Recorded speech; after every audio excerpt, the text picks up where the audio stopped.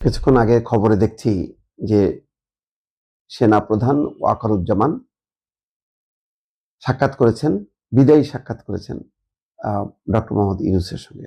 Doctor Mohammad Yunus এই নির্বাচনে ভালো নির্বাচনের সহযোগিতা করার জন্য ধন্যবাদ জানিয়েছেন। আসলে দেখেন, গত 16-17 মাসে যে ধরনের গুজব, যে ধরনের প্রচারণা, মানে একটা এত বাড়াবাড়ি পর্যায়ে চলে গেছিল যে ইউনূস আর ওয়াকারুজ্জামানের মধ্যে দারুণ সংঘাত, সংঘর্ষ, যে কোনো সময় একটা ঘটনা ঘটে যেতে পারে। ওয়াকারুজ্জামানকে সরাই দেওয়া হচ্ছে, অথবা ওয়াকারুজ্জামান ষড়যন্ত্র করতেছে।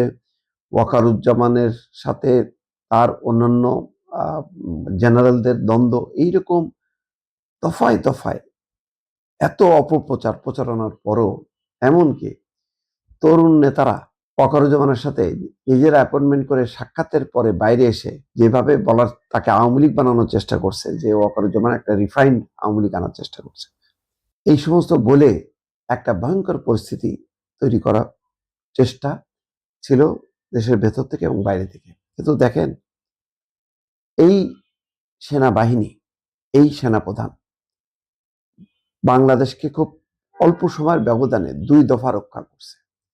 এক দফা হচ্ছে 5ই আগস্ট, যে 5ই আগস্টে যদি তিনি দিল্লিতে পালিয়ে যাওয়া প্রধানমন্ত্রী, সাবেক প্রধানমন্ত্রী শেখ হাসিনার নির্দেশনা শুনতেন, তাহলে এখন তো বলা হয় 1600 নিহত হয়েছে, রক্তের গঙ্গা যে কি পরিমাণ প্রবাহিত হতো, এই রাজধানীর বুক একেবারে রক্তাক্ত হয়ে যেত, হাজার হাজার মারা যেত। কারণ তখন হাজার হাজার বিক্ষুব্ধ জনতাকে ছত্রভঙ্গ করার জন্য কামান দাগানো ছাড়া আর কোনো উপায় ছিল না।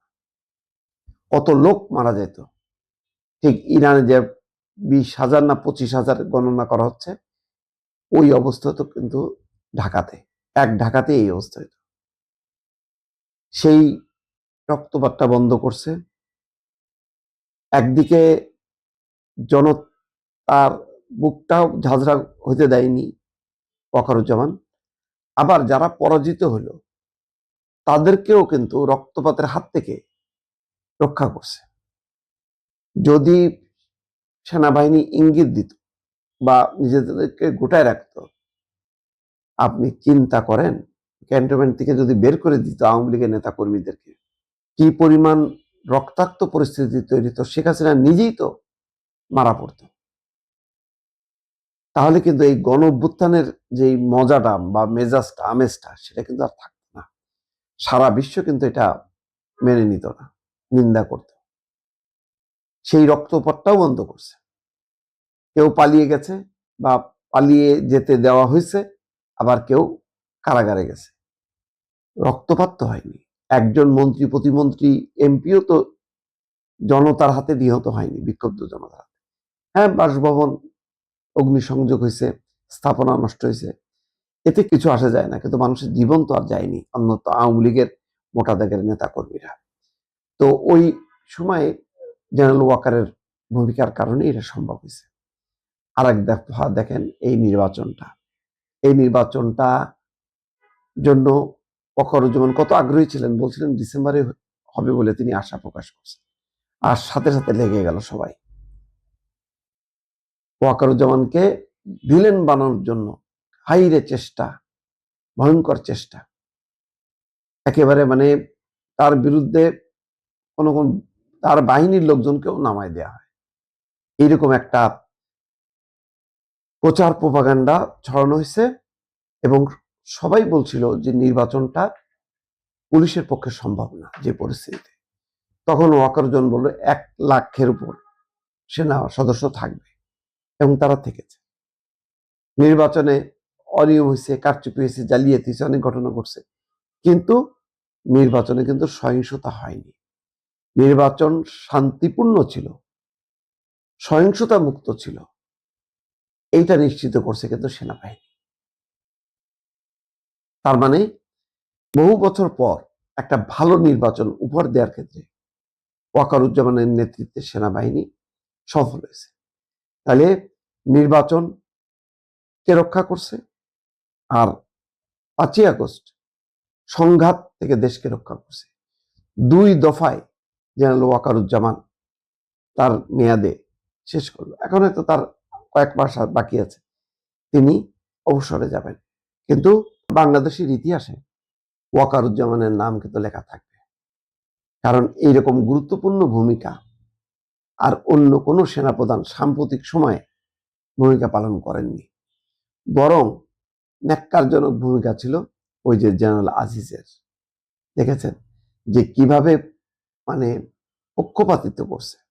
18 নির্বাচনের সময় তো দায়িত্ব পালন করেছেন, ন্যাক্কারজনক একটা নির্বাচন হয়েছে। 24-ও তাই, একই অবস্থা। তো সেই তুলনায় সেনাবাহিনীর যেখানে ভাবমূর্তি একেবারে তলানিতে গেছিল, সেই ভাবমূর্তিটা পুনরুদ্ধার করছেন জেনারেল ওয়াকারুজ্জামান এবং দেশকে সংঘাতের হাত থেকে রক্ষা করছে। ভালো নির্বাচন উপহার দিয়ে তিনি বিদায় নিচ্ছেন।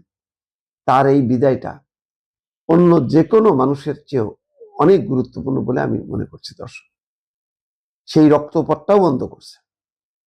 কেউ পালিয়ে গেছে বা পালিয়ে যেতে দেওয়া হয়েছে, আবার কেউ কারাগারে গেছে। রক্তপাত তো হয়নি।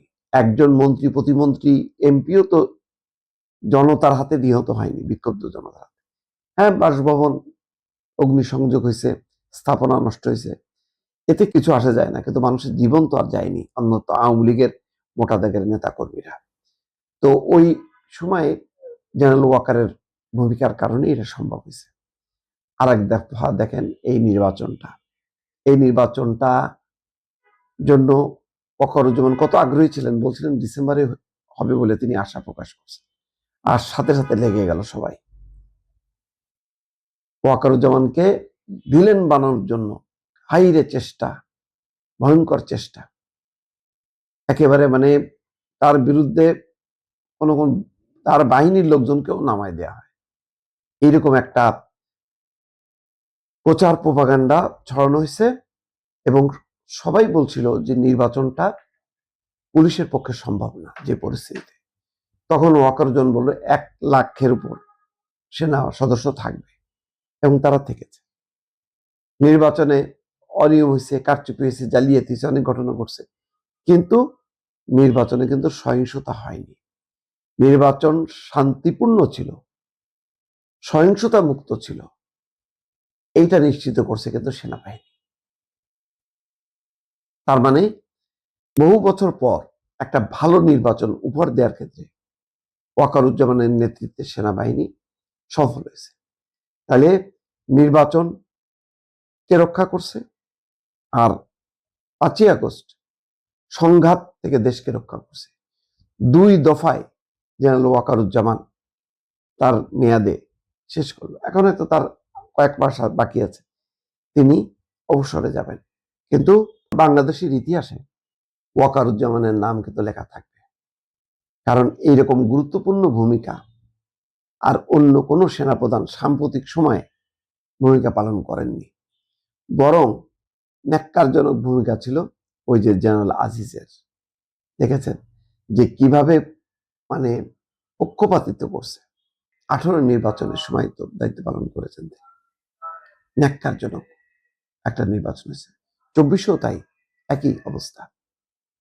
তো সেই তুলনায় সেনাবাহিনীর যেখানে ভাবমূর্তি একেবারে তলানিতে গেছিল, সেই ভাবমূর্তিটা পুনরুদ্ধার করছেন জেনারেল ওয়াকারুজ্জামান এবং দেশকে সংঘাতের হাত থেকে রক্ষা করছে।